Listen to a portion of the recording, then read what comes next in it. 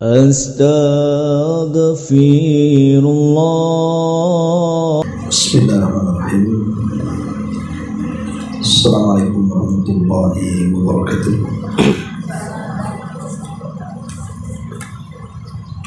Alhamdulillah wassalatu wassalamu ala rasulillah wa ala alihi wa sahbihi wa mawalah wa la hawla wa la quwwata illa billahi wa ba'du. Baik, kita lanjutkan kajian kita, masih membahas kitab Al-Janaiz dari kitab Bulughul Maram, dan kita masuk pada hadis ke 546 di sini. Baik, kita baca hadisnya. Wa an Abdurrahman ibni Abi Layla qala kana Zaid bin Arqam radhiyallahu anhu yukabbiru ala janaizina arba'an wa annahu kabbar ala janazatin khamsan fasa'altuhu faqala kana Rasulullah sallallahu alaihi wasallam yukabbiruha, rawahu Muslimun wal arba'ah.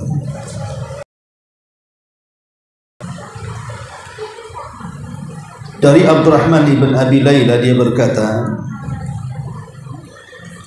adalah Zaid ibn Arqam, beliau bertakbir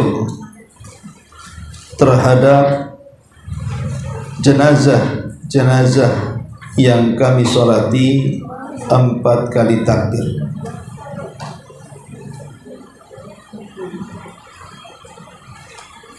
Atau sesungguhnya beliau juga bertakbir terhadap wa annahu, dan sesungguhnya dia kabbara bertakbir ala janazatin ketika salat jenazah khamsa, 5 takbir. Jadi Zaid bin Arqam salat jenazah menggunakan 4 takbir, sementara Abdurrahman ibn Layla beliau salat jenazah dengan 5 takbir. Maka Abdurrahman bertanya kepada Zaid ibn Arqam, kenapa dia takbir 4 kali? Maka dijawab oleh Zaid ibn Arqam, adalah Nabi SAW takbir dengan 4 kali takbir. Hadis ini dikeluarkan Imam Muslim dan Imam 4. Maksudnya Imam 4, Abu Dawud, Nasai, Tirmidzi dan Ibnu Majah. Kemudian hadis yang berikutnya, karena ada kaitannya. Wan Aliin radhiyallahu anhu annahu kabbar ala Sahl ibn Hunayfin sittan wa qala innahu badriyun, rawahu Sa'id bin Mansur wa asluhu fil Bukhari.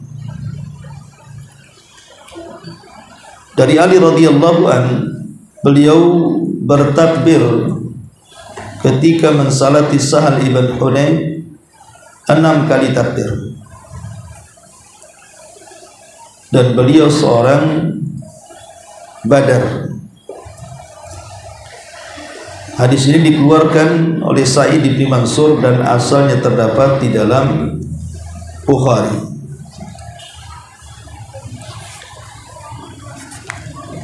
Kemudian hadis berikutnya juga, wa an Jabir radhiyallahu anhu qala kana Rasulullah sallallahu alaihi wasallam yukabbiru ala janaizina arba'an. Dari Jabir bin Abdullah radhiyallahu anhu, dia berkata, Nabi sallallahu alaihi wasallam bertakbir terhadap jenazah-jenazah kami 4 kali takbir. wa yaqra'u, dan dia membaca bi Fatihatil kitab, dengan bacaan Fatihah, fit takbiratil ula, pada takbir yang pertama. Rawahu Syafi'i bi isnadin dhaif. Riwayat ini diriwayatkan Imam Syafi'i dengan sanad yang lemah.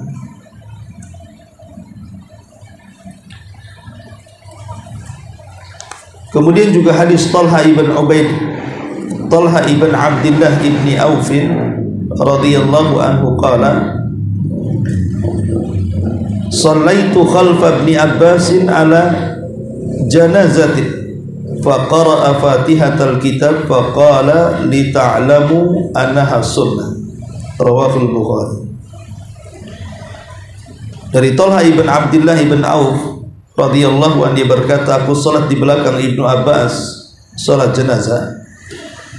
Maka dia membaca surah Al-Fatihah dan mengatakan, supaya kalian tahu bahwa Fatihah itu adalah sunnah. Hadis ini dikeluarkan oleh Imam Al-Bukhari. Baik. Ma'asyiral muslimat yang dimuliakan Allah Subhanahu wa taala, riwayat-riwayat yang kita baca ini menjelaskan kepada kita tentang kaifiyah salat jenazah, tata cara salat jenazah. Al-Imam An-Nawawi ketika membahas tentang bilangan takbir dalam salat jenazah, di dalam kitabnya Syarhul Muhadzab menukilkan perkataan Ibnul Munzir. Beliau mengatakan, sabata anna nabiyya sallallahu alaihi wasallam kabbara arba'an, telah tertetapkan bahwa Nabi sallallahu alaihi wasallam saat takbir ketika salat jenazah itu jumlahnya 4 kali takbir. Dan pendapat ini dikuatkan oleh banyak para sahabat, di antaranya Umar bin Khattab, kemudian putranya Ibnu Umar, kemudian Zaid ibn Thabit, kemudian Hasan ibn Ali, kemudian Ibnu Abi Aufa, Bara ibn Azib, Abu Hurairah, Ibnu Amir, Muhammad ibn Hanifah. Kemudian dari kalangan tabi'in juga ada Atha, ada Ats-Tsauri, ada Al-Auza'i, ada Ahmad, Ishaq, pengikut Abu Hanifah. Artinya bahwa yang berpendapat bahwa takbir dalam salat jenazah itu 4 kali takbir, ini banyak dikuatkan kalangan para sahabat dan juga kalangan para tabi'in. Walaupun ada pendapat bahwa takbir salat jenazah itu 5, seperti yang dikuatkan oleh Ibnu Mas'ud dan Zaid ibn Arqam.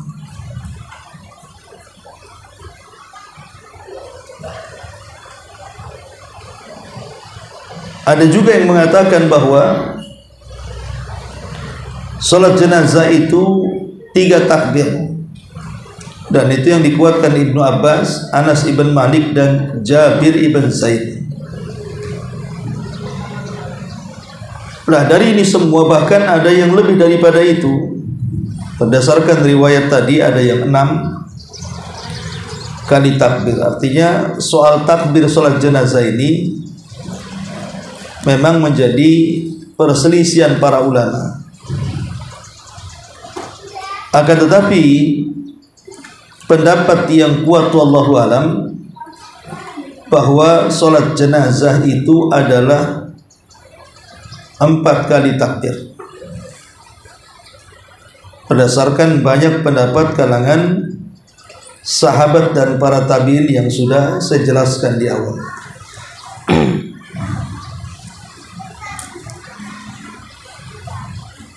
Kemudian juga kalau seandainya imam dengan makmumnya berbeda pendapat, umpamanya kita sebagai makmum berpendapat bahwa menurut kita takbir dalam sholat jenazah itu 4 kali takbir, sementara imam berpendapat beda. Mungkin dia yang memilih 5 kali takbir atau 6 kali takbir. Bagaimana sikap makmum? Apakah mengikuti imam ataukah tidak? Maka dijelaskan oleh Imam Ats-Tsauri, Malik, Abu Hanifah dan Syafi'i bahwa makmum tidak boleh mengikuti imam. Jadi makmum cukup 4 takbir. Kalau imam lebih daripada 4 takbir, ya biarkan saja. Tapi ketika salam baru kita ikut salam. Tapi pendapat Imam Ahmad dalam satu riwayat bahwa makmum tetap mengikuti imam. Dan ini pendapat Ishaq dan sebagian pendapat Syafi'i, bahwa dia harus mengikuti imam. Kenapa demikian? Karena bagaimanapun imam itu dijadikan untuk diikuti. Dan permasalahan tentang 4 ataukah 5 takbir itu khilaf ulama, bukan perkara bid'ah. Dan ini pendapat yang kuat wallahu alam, bahwa kita harus mengikuti imam selama, sekali lagi, tidak bertentangan dengan dalil.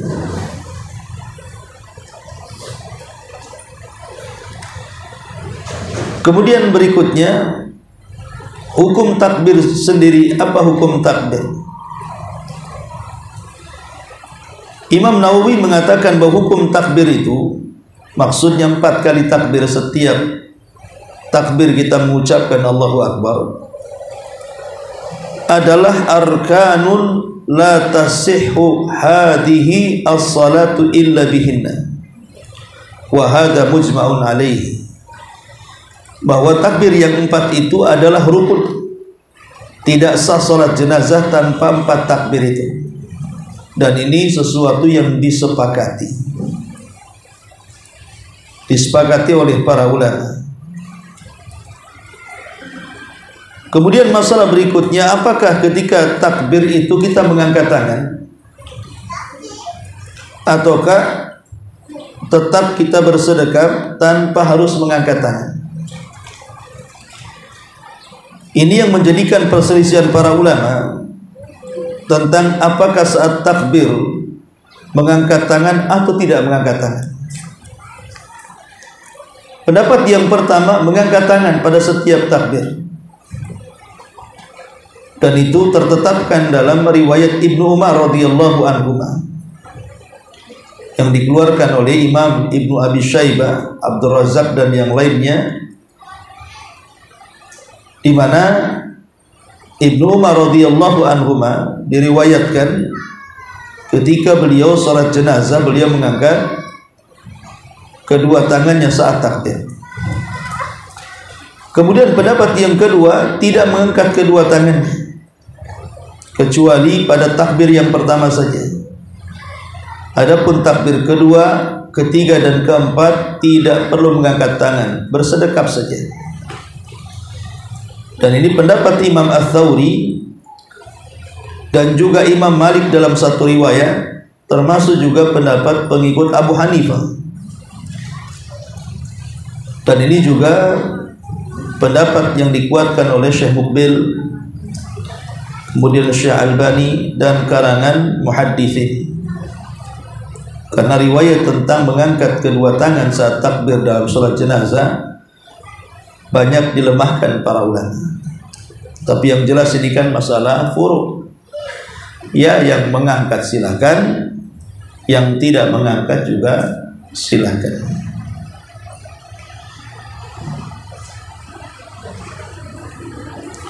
Kemudian juga, apakah dalam salat jenazah juga ada doa iftitah setelah takbiratul ihram yang pertama? Pendapat yang pertama adalah jumhur mayoritas para ulama mengatakan tidak ada doa iftitah. artinya langsung membaca Fatihah. Jumhur ulama mengatakan tidak ada doa iftitah langsung membaca Fatihah, karena ini yang dilihat dari zahir hadisnya Jabir dan juga hadis Ibnu Abbas serta hadis Abi Umamah ibn Sahal ibn Hunayf. Pendapat yang kedua, dan ini pendapat Imam Ats-Tsauri dan satu riwayat daripada Ahmad mengatakan tetap disunnahkan membaca doa iftitah. Tapi dari dua pendapat ini berdasarkan zahir hadis tidak ada doa iftitah. Itu yang paling benar. Karena zahir hadisnya seperti itu, langsung baca Fatihah, kemudian setelah itu baca yang lainnya, dan tidak ada riwayat yang mendahului dengan iftitah. Dan itu yang dikatakan oleh Imam Ibnul Mundhir dalam kitab Al-Awsat, lam najid fil akhbari allati ja'at anin nabi annahu qala ba'da an iftataha as-salata 'alal janazati kama qala ba'du an iftataha as-salata al-maktubata qaulan wala wajadna dzalika an ashabihi wala anit tabi'in. Berkata Imam Ibnul Mundhir, kami tidak mendapatkan satu riwayat pun yang datang dari Nabi bahwa beliau memulai dengan iftitah dalam salat jenazah. Itu kata Imam Ibnul Mundhir. Sehingga ketika setelah takbir yang pertama langsung baca Fatihah. Jadi kalau ibu umroh atau haji kan biasanya setiap sholat 5 waktu di haram atau di Madinah itu mesti habis sholat 5 waktu mesti ada sholat jenazah. Jadi setelah takbir langsung Fatihah. Adapun membaca Fatihah sendiri setelah takbir yang pertama, apa hukumnya? Yang pertama, wujubu qiraatil Fatihah, wajib membaca Fatihah. Jadi hukum membaca Fatihah itu wajib hukumnya. Dan ini pendapat Ahmad, Syafi'i dan juga Ishaq berdasarkan hadis Ubadah radhiyallahu anhu, la salata liman lam yaqra bi Fatihatil kitab. Tidak ada salat bagi yang tidak membaca Al-Fatihah. Kemudian yang kedua, laisa fi salatil janazati qiraatul Quran. Ingat bahwa tidak ada dalam salat jenazah itu bacaan Quran. Tidak ada dalam salat jenazah itu bacaan Quran. Dan ini pendapat Ibnu Umar, Abu Hurairah. Ada yang mengatakan sebagian jamaah dari kalangan tabi'in seperti Tsauri, Auza'i, Malik, Abu Hanifah, dan hujjah mereka bahwa seluruh salat jenazah itu isinya doa kepada mayat, maka tidak disyaratkan padanya bacaan. Dari sini kita tahu pendapat yang kedua tidak mengatakan wajibnya Fatihah, karena secara global salat jenazah itu doa, sehingga hukum bacaan Fatihah dalam salat jenazah itu sunnah saja.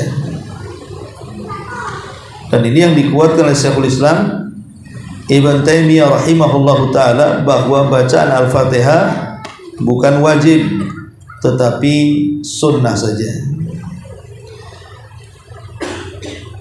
Artinya di sini terjadi pertentangan ulama. Yang mengatakan wajib berarti harus dibaca. Kalau yang mengatakan sunnah bisa dibaca, bisa tidak, gitu maksudnya. Bisa langsung doa. Adapun tentang bacaan Quran setelah Fatihah, tentang bacaan Quran setelah Fatihah, apakah juga disyariatkan atau tidak disyariatkan?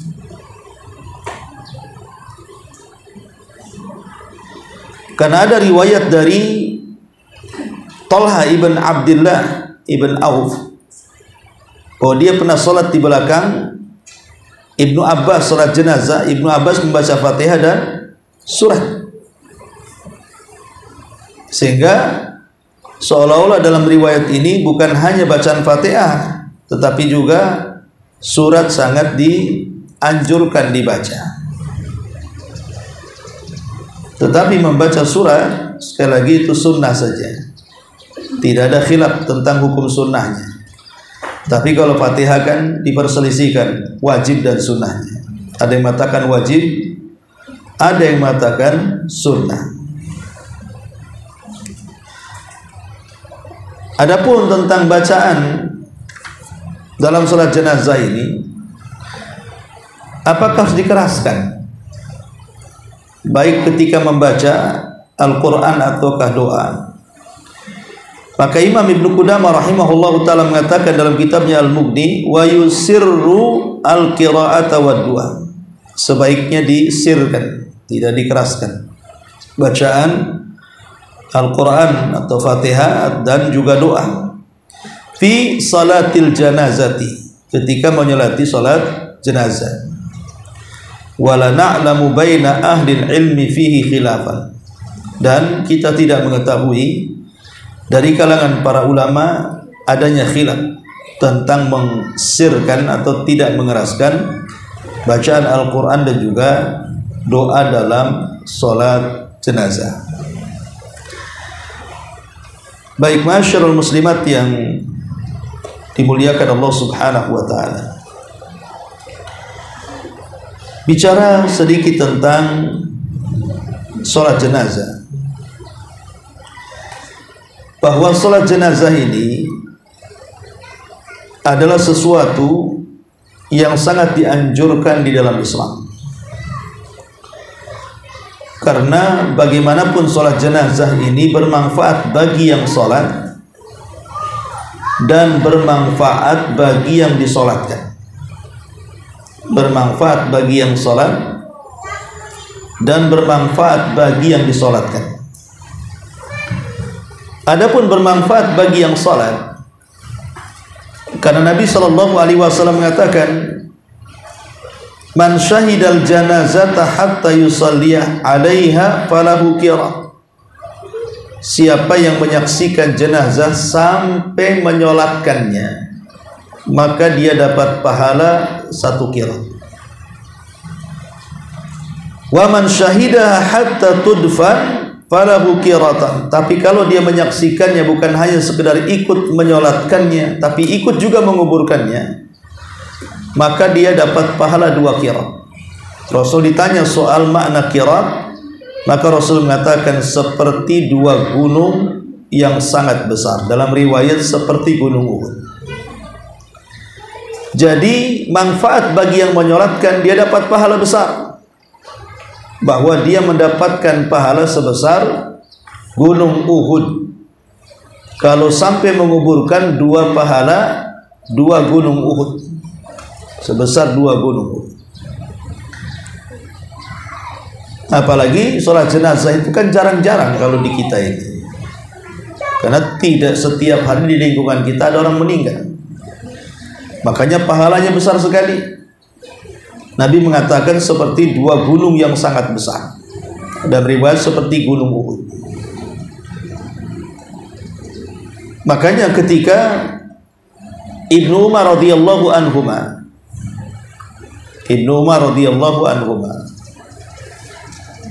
beliau jarang hadir di kuburan. Artinya habis sholat langsung pulang. Kemudian dikatakan bahwa mengantarkan jenazah sampai kuburan itu akan mendapatkan pahala sebesar gunung Uhud. Ibnu Umar tidak percaya, sehingga dia mengutus Khabbab untuk menanyakan kepada Aisyah tentang apa yang dikatakan Abu Hurairah radhiyallahu an, bahwa Rasul mengatakan hadis ini, bahwa orang yang menyolatkan dapat 1 qirat, orang yang menguburkan dapat 2 qirat. Maka ketika Aisyah radhiyallahu an menjelaskan tentang apa yang dikatakan Abu Hurairah itu benar, maka Ibnu Umar radhiyallahu anhu menangis dan mengatakan, dhayya'na al-qararid. Selama ini aku membuang-buang pahala yang besar-besar itu. Baru setelah itu dia tidak pernah meninggalkan sholat jenazah dan menguburkannya sampai di kuburan baki, pekuburan kaum muslimin. Adapun manfaat bagi yang sudah meninggal,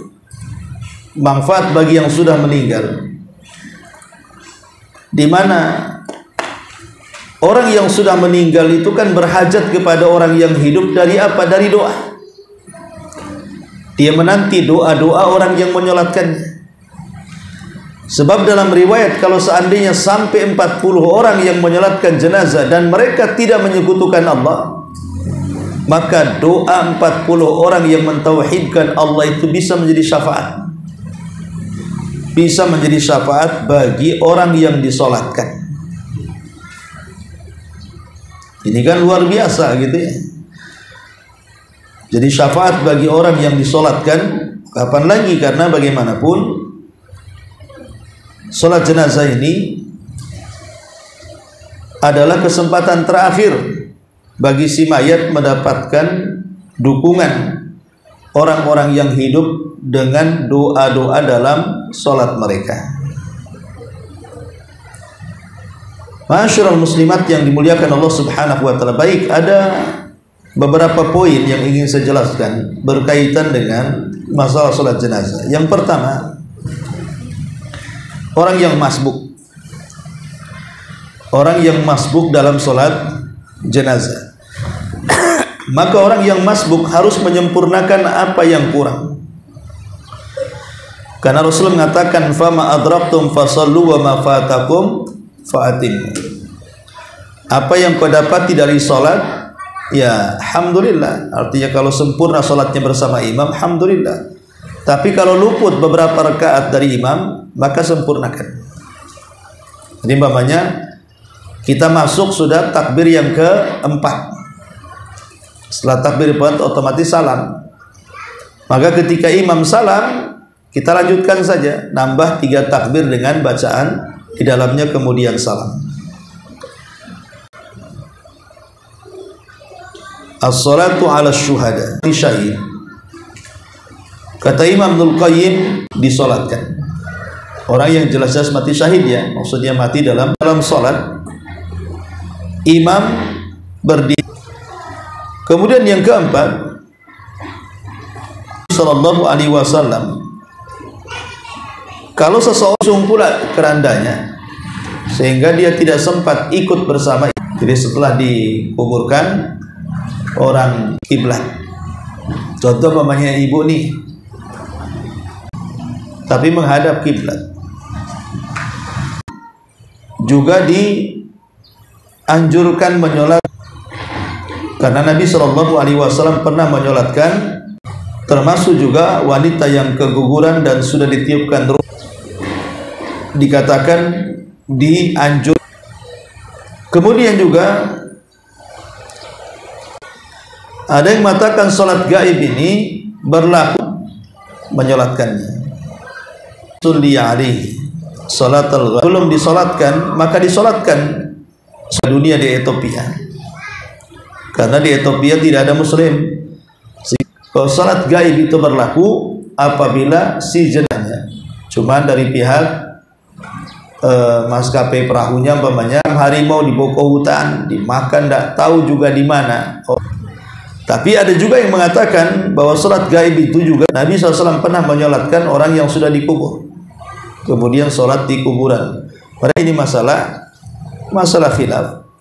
Ada yang mengatakan salat gaib. Nomor 7, bahwa salat jenazah, hadis Nabi Shallallahu Alaihi Wasallam, salatu saat, Rasul melarang kita menyolatkan jenazah atau menguburkan jenazah ketika menyingsing matahari. Yang kedua, hina yaqumu qa'im al-zahir, ketika matahari, hina tadayyaf asy-syamsu lil ghurub hatta taghrub, ketika menjelang atau menguburkannya. Kemudian yang nomor 8, seperti orang yang punya hutang dan belum dibayar. Yang ketiga, orang yang mencuri. Nabi SAW tidak mau menyolatkan mereka. Awam ini juga jadi pelajaran sebenarnya kan gitu, supaya mereka tidak, para kiai, para tokoh besar sebaiknya jangan menyolati 3 orang yang gulul mencuri uang kas negara. Ya. Salat jenazah itu tidak dimulai dengan qabliyah ataupun ba'diyah, dan tidak ada kemudian yang terakhir bahwa pengurus jenazah satu alaiha thumma yansarif, menyolati jenazah, dan yang ketiga al-julus inda. Inilah yang sangat bermanfaat bagi yang sudah meninggal sampai betul-betul selesai semuanya dan jenazah dibawa ke kuburan. Kemudian sampai di kubur, saat jenazah dimasukkan ke liang lahat, mungkin kan tidak semua orang ikut menguburkan. Yang pegang cangkul mungkin hanya beberapa orang saja. Yang lain yang tidak ikut bekerja duduk, semua duduk sampai betul-betul si mayat itu telah dikubur tanah. Baru yang ketiga mendekati kuburan, berdiri mendekati kuburan, kemudian duduk di samping kubur. Untuk apa? Berdoa kepada si mayat. Dan pembahasan yang terakhir ini penting sekali tentang keistimewaan kenapa kita harus menyolati jenazah. Pertama, dalam sholat jenazah itu ada pahala besar. Ada pahala besar yang sudah saya jelaskan, dapat 1 qirat sebesar gunung Uhud. Yang kedua, menjadi syafaat bagi si mayat, menjadi syafaat bagi si mayat karena doa-doa orang yang menyolatinya. Yang ketiga, membawa ampunan bagi orang yang disolatkan atau bagi si mayat. Jadi si mayat akan mendapatkan ampunan dari dosa-dosanya karena doa-doa orang-orang yang menyolatkannya. Karena bagaimanapun bermanfaat bagi yang ditinggal kematian dengan sabar, dan bagi orang yang meninggal dengan disolatkan. Jadi penggugur dosa dari 2 sisi. Penggugur dosa bagi keluarga yang ditinggal mati, yang terkena musibah maksudnya ya, yang ikut menyolatkannya juga, karena mereka dengan kematiannya kan ini musibah. Dan kalau dia mengumpulkan iman dan harapan dan kesabaran dengan mengatakan Allahumma hjurni fi musibati, ya Allah berikan pahala karena musibah yang menimpaku, otomatis keluarga korban akan diampuni dosanya dengan kesabarannya. Lah orang yang meninggal dunia juga akan diampuni dosa-dosanya dengan sebab doa-doa orang-orang yang menyolatkan jenazah kepadanya. Ma'asyiral muslimat yang dimuliakan Allah Subhanahu wa taala. Kemudian juga di antara keutamaannya bahwa menyolati jenazah itu bagian daripada melaksanakan hak dan kewajiban sesama muslim. Karena bagaimanapun Rasul mengatakan hakul muslim ala muslim sittun, hak seorang muslim yang harus dipenuhi kepada muslim yang lain itu ada 6. Salah satunya apa? Mengurus jenazahnya. Ittibaul janazah. Ittibaul janazah itu di dalamnya menyolatkan, memandikan, mengkafankan, menguburkan, itu masuk pada hak seorang muslim. Kemudian juga bentuk ukhuwah Islamiyah, bentuk persaudaraan, bahwa seorang muslim itu akan senantiasa mengingat persaudaraan bukan hanya semasa hidupnya, tapi setelah kematiannya pun terikat. Makanya doa yang diajarkan oleh Allah dalam Quran, Rabbana ighfir lana wa li ikhwanina alladzina sabaquna bil iman. Ya Allah, ampunilah dosa-dosa kami dan dosa saudara kami yang sudah mendahului dari keimanan. Allah membahasakan dengan ikhwan, saudara.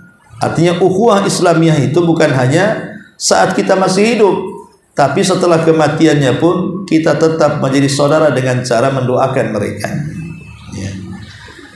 Dan ini juga sekali lagi termasuk daripada sifat ikram dan ihsan, kemuliaan dan kebaikan seorang muslim terhadap orang yang sudah meninggal.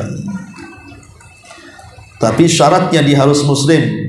Kalau tidak muslim maka tidak layak untuk disolatkan. Ya. Masyaallah muslimat yang dimuliakan Allah Azza wa Jalla, ini di antara global keterangan dari sholat jenazah ini. Tapi kita tahu bahwa tata cara secara global sholat jenazah itu, setelah kita melaksanakan berwudu dulu, kemudian mulai merapatkan saf dengan saf yang ganjil, minimalnya 3 saf, baru kemudian takbir dalam takbir yang pertama. Ada yang mengatakan takbir yang pertama ini cukup membaca Fatihah saja tanpa iftitah, dan disunahkan membaca surat. Artinya ada yang mencukupkan Fatihah saja, ada yang menambah dengan surat kalau memang waktunya panjang, umpamanya imamnya panjang waktunya. Setelah kita baca Fatihah ada kesempatan baca surat, ya sudah baca saja. Kemudian takbir yang kedua, maka bersalawat kepada Nabi SAW dengan salawat Ibrahimiyah. Dengan salawat Ibrahimiyah. Salawat yang ibu baca dalam tasyahud itu. Jadi takbir yang pertama Fatihah, kalau ada kesempatan surat. Takbir kedua salawat Ibrahimiyah yang ibu baca dalam tasyahud akhir. Allahumma salli ala Muhammad wa ala ali Muhammad kama shallaita ala Ibrahim wa ala ali Ibrahim innaka Hamidum Majid. Kemudian takbir yang ketiga membaca doa yang diajarkan Nabi. Doa-doa untuk dibaca dalam salat jenazah, seperti Allahumma ighfirlahu warhamhu wa'afi wa'fu anhu wa akrim nuzulahu wasi' madkhalahu waghsilhu bil ma'i wal thalji wal barq wa naqihi minal khataaya kama yunqqa ath-thawbul abyad minad danas wa abdilhu daran khairan min dari wa ahlan khairan min ahli wa zawjan khairan min zawji wa adkhilhu jannah wa idhu min adzabil qabri wa min adzabin nar. Ustaz, saya tidak hafal, panjang kali hadisnya. Maka minimalnya bacaannya cukup minta 2 perkara.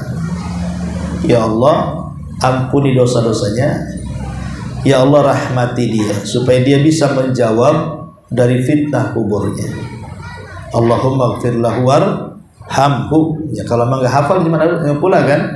Inti daripada si mayat itu supaya selamat. Ampuni dosa-dosanya, minta ampun dosa-dosanya, dan minta diselamatkan dari fitnah kubur supaya dia bisa menjawab. Ya. Kemudian takbir yang keempat, ada yang mengatakan diam saja sejenak, tak ada bacaan, kemudian salam. Tapi ada juga boleh kita membaca doa sapu jagat, seperti Rabbana atina fid dunya hasanah wa fil akhirati hasanah wa qina adzabannar, kemudian salam. Ya. Itu secara umum kaifiyah salat jenazah. Wallahu alam, saya kira cukup sampai sini. Baik, sebelum saya tutup, silakan kalau ada yang mau bertanya.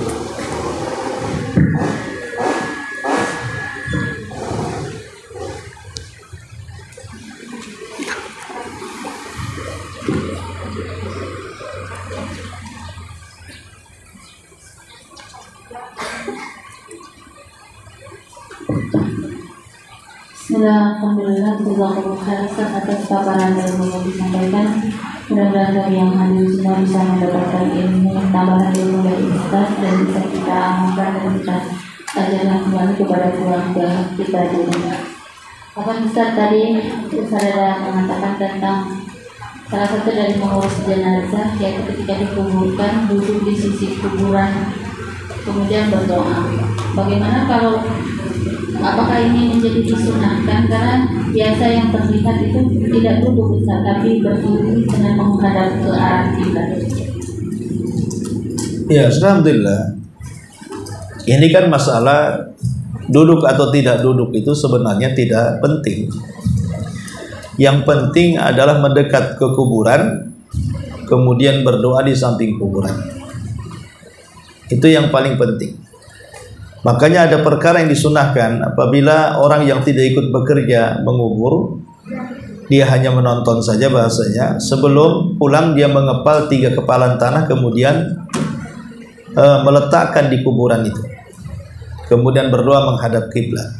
Ya, bisa dengan cara berdiri, bisa cara duduk. Yang jelas jangan menghadap kuburan, tapi menghadap kiblat. Ya, jadi posisi doanya itu menghadap kiblat. Walaupun menjadi silang pendapat apakah kiblat doa itu sama dengan kiblat sholat, ini masalah lain lagi. Tapi yang jelas bahwa sebaiknya menghadap kiblat, tidak menghadap kuburan. Jadi kalau kuburannya di samping, kiblatnya di sana, yang hadap ke sana, di samping kuburan. Dan sebaiknya doa itu bukan hanya sekedar untuk si mayat saja. Pokoknya kita sedang berdoa di kuburan, yang meninggal itu orang tua kita, atau anak kita, atau saudari kita, atau saudara kita. Jangan difokuskan doa itu kepada yang ada di sini saja, tapi fokuskan doa itu setelah kita mendoakan ibu kita yang sudah meninggal, pasangan kita yang sudah meninggal, anak kita yang sudah meninggal, begitu seterusnya. Maka doakan juga kuburan-kuburan yang lainnya yang ada di situ. Supaya apa? Supaya kita mendapatkan pahala. Karena satu kuburan kita doakan, satu kebaikan. Bagaimana kalau di kuburan, umpamanya di sini di Tamiang atau di Batu Besar atau di sini kan di mana itu Sungai Panas. Kalau kuburan kaum muslim itu jumlahnya 1000 kuburan umpamanya kan, berarti kita mendapatkan 1000 pahala tuh. Dan mendoakan tidak harus menyebutkan satu-satu namanya, kita juga tidak kenal mereka kan itu ya. Maka menggunakan bahasa umum dengan mengatakan, ya Allah, setelah kita mengatakan, ya Allah ampuni dosa orang tua saya, terimalah amalannya, baru kita juga doakan, ya Allah ampuni juga dosa-dosa kaum muslimin yang ada di kuburan ini. Itu kan itu sudah mencakup satu kuburan tuh, berarti kan bisa ratusan bahkan ribuan orang yang dikubur di situ juga kena. Nah, berarti kalau kita mau mendoakan semua yang ada di kuburan itu, maka kalau jumlahnya 1000 kuburan, berarti setiap satu kuburan satu pahala. Jadi kalau ziarah kubur, jangan mendoakan fokus kepada kuburan yang kita ziarahi saja, tapi doakan semuanya juga, supaya mendapatkan pahala. Ya, karena kan manfaat bagi kita yang menziarahi kubur itu, kita mendapatkan ibrah berupa mengingat atau diingatkan dengan kematian, dilembutkan hati, dan lebih daripada itu supaya kita dapat pahala. Dan bagi orang yang di kuburan tentu manfaatnya supaya dapat doa kita. Ya. Jadi manfaatnya dua, bagi kita dan bagi si mayat. Maka saat berdoa juga demikian, jangan sampai berdoa kepada yang diziarahi saja. Kalau bisa satu kuburan itu kita doakan ampunan juga. Wallahu a'lam. Saya ingin baca pertanyaan. Ini ada pertanyaan masuk. Assalamualaikum warahmatullahi wabarakatuh. Barakallahu fiik Ustaz. Semoga Ustaz dan keluarga selalu dalam lindungan Allah Subhanahu wa taala. Izin bertanya Ustaz, saya pernah masbuk ketika mensalatkan jenazah, dan ketika saya baru takbir pertama dan baca Al-Fatihah, jenazahnya udah diangkat. Itu bagaimana Ustaz? Jenazahnya sudah diangkat? Ya, maksudnya dia masbuk. Nah, begitu dia masuk ke saf, orang sudah salam. Seperti itu dia, assalamualaikum, assalamualaikum. Kemudian dia kan harus menyempurnakan gitu dari Al-Fatihah, kemudian bersalawat, kemudian doa. Baru dia baca Al-Fatihah, jenazahnya udah diangkat. Jadi dia sholat jenazah paham. Itu maksudnya. Ya tetap sempurnakan. Walaupun jenazahnya sudah diangkat, karena ketika dia takbir kan jenazahnya masih ada. Dia kan mendapatkan takbir terakhir. Itu kan pertanyaannya, mendapatkan takbir terakhir belum disempurnakan, jenazahnya sudah diangkat. Maka sempurnakan saja. Dan niat dia insya Allah sudah disampaikan dan tersampaikan, karena Allah Maha Tahu. Ya, dan ini kan sebenarnya kurang beradab orang yang angkat jenazahnya, ya kan? Harusnya kan tengok-tengok, takut ada yang masbuk. Ya, tapi terkadang mungkin mereka tidak tahu, langsung main angkat saja. Nah, tapi kalau seandainya kondisinya seperti yang ditanyakan, maka tetap sempurnakan. Tetap sempurnakan. Karena sholat jenazah itu kan tidak ada ruku dan sujud, lebih mudah menyempurnakannya. Lain kalau sholat umumnya harus ada rukunya, ada sujudnya, kan repot lalu lalang orang itu. Nah, tapi kalau sholat jenazah kan gak repot karena posisinya kan berdiri saja, tinggal mengangkat kedua tangan dan bacaan. Wallahu a'lam. Ustaz, Assalamualaikum warahmatullahi wabarakatuh. Waalaikumsalam. Apa Ustaz izin bertanya? Ustaz, kami sebagai seorang wanita tentu tidak bisa menghadiri pemakaman karena terdapat larangan yang saya pahami. Terus dengan belajar di sini saya mengetahui bahwa menghadiri pemakaman itu mendapatkan pahala 2 kirat. Jadi bagaimana setelah ini saya melazimkan diri saya sendiri untuk terus menghadiri pemakaman agar saya mendapatkan pahala 2 kirat? Ya, alhamdulillah. Memang khusus untuk wanita itu berbeda dengan laki-laki. Kalau laki-laki memang bagaimanapun mereka yang lebih punya tenaga untuk mengurus jenazah, mulai dari menggali sampai menguburkan. Tenaga laki-laki lebih kuat sehingga mampu dalam hal ini. Kalau tenaga perempuan nyangkul sampai ke dalam kan tidak semua, kecuali wanita-wanita super saja. Kemudian yang kedua, laki-laki ini lebih ke mementingkan akal pikiran dibandingkan ke perasaan. Sehingga jarang laki-laki di kuburan tuh nangis. Tapi banyak perempuan kalau ikut ke kuburan pasti nangis. Ya, bahkan saya pernah mengalami seperti itu. Jadi ngantarkan jenazah, kebetulan saya diwasiati untuk ceramah di kuburan. Baru saya baca muqaddimah alhamdulillah itu keluarganya nangis sampai guling-guling di depan kuburan, sampai saya bingung suara saya yang keras ataukah suara tangisan perempuan itu yang keras. Di mana satu yang didengar? Akhirnya ada salah satu ikhwan langsung meminta istrinya untuk menenangkan, dipindah dari kuburan. Tetap tak mau juga. Jadi mengganggu prosesi pemakaman jadinya. Ya. Setelah dikubur nangis lagi. Jadi udah pokoknya ribut saja dari awal pemakaman sampai selesai pemakaman, pokoknya ribut di kuburan itu. Dan ini kan terjadi. Kenapa dari sini dalam kalau tidak salah di Ummu Salamah Rasul melarang dia mengikuti jenazah, sehingga para ulama mengatakan hukumnya makruh. Ada yang mengatakan haram, ada yang mengatakan makruh, ada yang mengatakan haram wanita ikut jenazah itu. Tapi maksudnya wanita bisa ke kuburan dalam rangka ziarah kubur setelah dikuburkan jenazah. Umpamanya sehari, 2 hari, 3 hari, umpamanya kan, nggak masalah datang ke kuburan. Kan wanita tidak dilarang ziarah kubur, tetapi ziarah kuburnya sekali lagi tidak boleh sering-sering. Karena Rasulullah SAW mengatakan la'anallah zawaratul kubur. Allah melaknat wanita-wanita yang ziarah kubur. Kata Syekh Albani, zawarat di sini artinya menggunakan siag al-mubalaghah dalam bahasa Arab, dalam lafaz yang menggunakan bentuk berlebihan, sehingga dipahami wanita boleh ziarah kubur tapi jangan berlebihan. Ya, setahun itu sekali 2 kali boleh lah, jangan tiap Jumat pula kan gitu. Nah, jadi intinya boleh. Umpamanya kalau ingin tidak bisa menghadiri ke kuburan mendapatkan 2 qirat, maka sebagai gantinya maka bisa berziarah kubur setelah beberapa hari dari penguburan tadi. Wallahu a'lam. Ustaz, ini ada pertanyaan lagi Ustaz. Assalamualaikum Ustaz, barakallahu fiik. Ustaz, apa hukumnya melepas sandal ketika kita masuk area perkuburan? Apakah wajib atau hanya sunnah saja Ustaz? Itu sunnah. Melepas sandal di kuburan sunnah, tidak wajib.